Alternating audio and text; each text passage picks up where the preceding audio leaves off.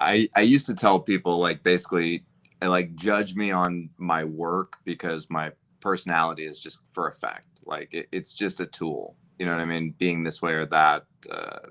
Like this type of humor.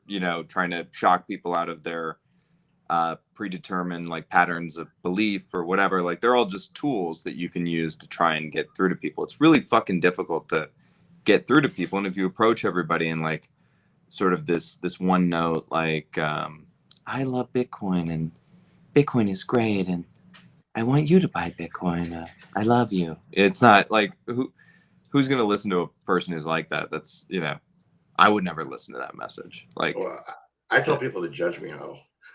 yeah, Judge me. yeah. Judge me, please. I'm the worst person you've ever met. I'm a neo-Nazi, a white supremacist, misogynist.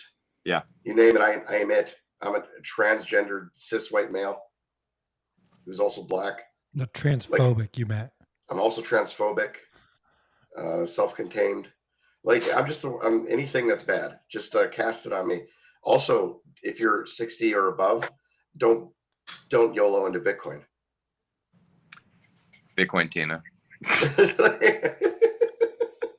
No, I mean, like, the thing is, like, in Bitcoin, and in every space, but like this again was like the desanitization of Bitcoin. Like, Bitcoiners still do it, and it really annoys me. But like the notion that we follow people, have like these oracles. Yeah. Like there's a de-oracleization that needs to happen. Like like you don't want to listen to Elon Musk tell you what to do. You don't want to listen to like Bill Gates or anything like that. There's Michael Saylor, like, seems like a perfectly nice guy. Like, I don't give a shit what he does. Like, Right. He's new, and even if he wasn't new, like, I know guys that weren't new that started scams and came here, and instead of scamming, they dropped Bitcoin because like it didn't treat them well, something like that. Well, so and it's like, I bet you, like, for me anyway, this is true, and I bet it's true for you too, is that like a large part of the humor and the irreverence and everything is like, don't follow me. Do not follow me. I'm no, just hate me. That's yeah, fine. I'm just some dude. Here's a like, fart joke. Also, here's some advice. If you think the Right, advice is good, follow it. But like, laugh at the fart joke. Like, these are all really like very important aspects. I think just in life in general, like this idea of the oracle. The oracle is very dangerous, especially to movements like Bitcoin, because like for all the paranoid autists that are here who believe the CIA is in control of everything, they sure do give the CIA or whoever the hell wants to a great vector of control just by believing every important person who's new. Yeah. Like, oh, Elon Musk now. Oh, like, oh, this week it's Saylor. Next week it's Kim.com. Like, whatever the fuck it is. But these people, they just love following these like Oracle, these famous individuals that come to Bitcoin. Why would Gary Vee know what an NFT is? Like why would he know more than you? He just got here. Yeah. He got here. Why do you think he's here? Do you think he's here to like describe to you the great benefits it's going to be to his business that NFTs have been invented, or do you think he's here to take your money? By the way, also one of the things, there's a lot of hypocrisy in the Bitcoin space.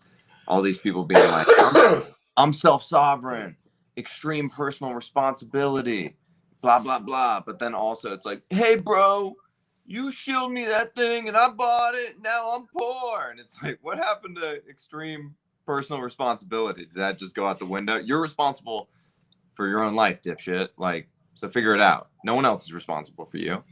Well, I've learned that too in investments. Like, I've done much better in like the not in the earliest part of the Bitcoin, like when it cycles, like where we're going from like 18 cents to like thousands. But in the latter years, as I've learned how to manage my own finances in Bitcoin, in the selling as it goes up and buying as it goes down and such, I've just done much better. And like I don't depend on anyone else's predictions or like discussion. I have like non-algorithmic, or I have algorithmic only strategies for my own trading that are based on like principles of efficient markets.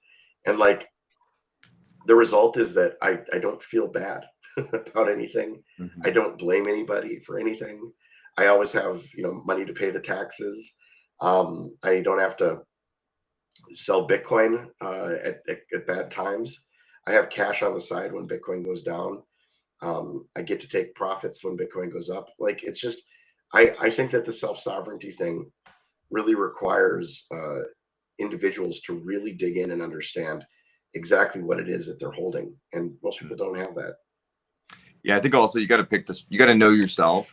You got to have a high degree of metacognition, which just means thinking about your own thinking and know who you are and what you do and what you can handle and what you can stomach. And maybe being 100% in and hodling is not the right move for you because you just, have a high degree of emotional volatility. You can't stomach it, whatever. Like me personally, I am 100% in and hodling. That is my strategy.